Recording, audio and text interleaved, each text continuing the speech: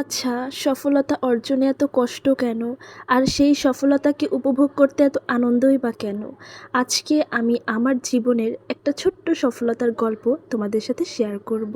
So hello everyone, আসসালামু আলাইকুম।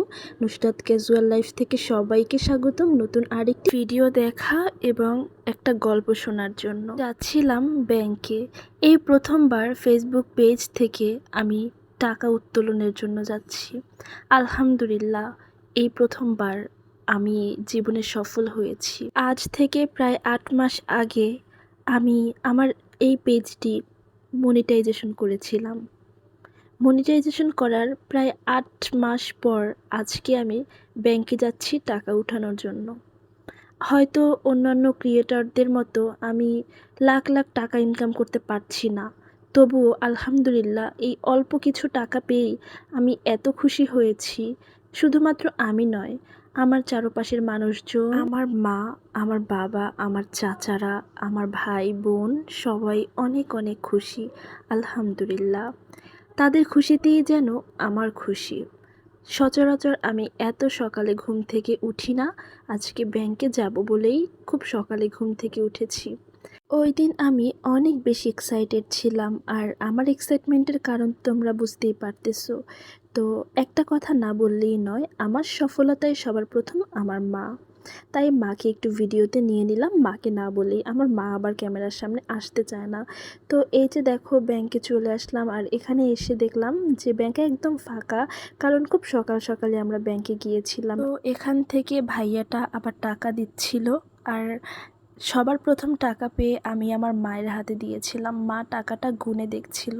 তোমরা এখানে হয়তো অল্প কিছু টাকা দেখতে পাচ্ছ, কিন্তু ট্রাস্ট মি, এই টাকাটার মূল্য আমার কাছে কত কত কত সেটা আমি তোমাদেরকে বোঝাইতে পারবো না। আর এটা যেহেতু আমার জীবনের প্রথম ইনকাম, সেহেতু ভাবলাম বাসার সবার জন্য মিষ্টি কিনে নিব। তো সেই জন্য চলে আসলাম আমাদের গুঠিয়ার বিখ্যাত মাহিয়া মিষ্টান্ন ভাণ্ডারে।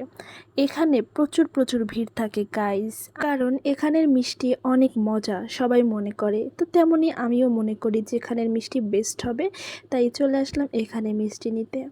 তো কোন মিষ্টিটা নিব সেটা দেখছিলাম। এরপরে এখান থেকে আমরা এই যে মিষ্টিটা উপরে দেখতে পাচ্ছ সেই মিষ্টিটাই নিব, কারণ ভাইয়াকে জিজ্ঞাসা করার পরে ভাইয়া বলল যে এই মিষ্টিটাই ভালো হবে। তো দোকানদার ভাইয়েরা তো আসলে ভালো মন্দ তারাই বলতে পারবে।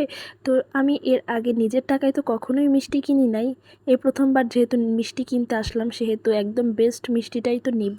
তো যাই হোক, মিষ্টিটা এরপরে ভাইয়ারা প্যাক করছিল, আর এরপরে দেখলাম যে এখানে মাত্র একটা রসমালাই ছিল।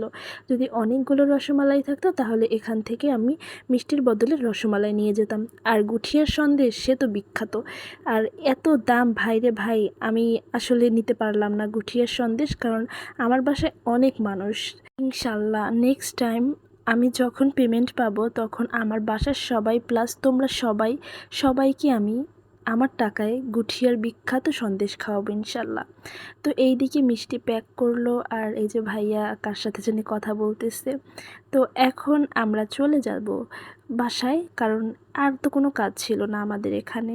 তো ভাবলাম প্রচণ্ড গরমে সবার জন্য একটু আইসক্রিম কিনে নেওয়া যাক, সেই জন্য বাসার সামনের দোকান থেকে আইসক্রিম এবং আমার ছোট্ট পিচ্চি ভাইটার জন্য একটা জুস নিয়ে দেন বাসায় চলে গিয়েছি।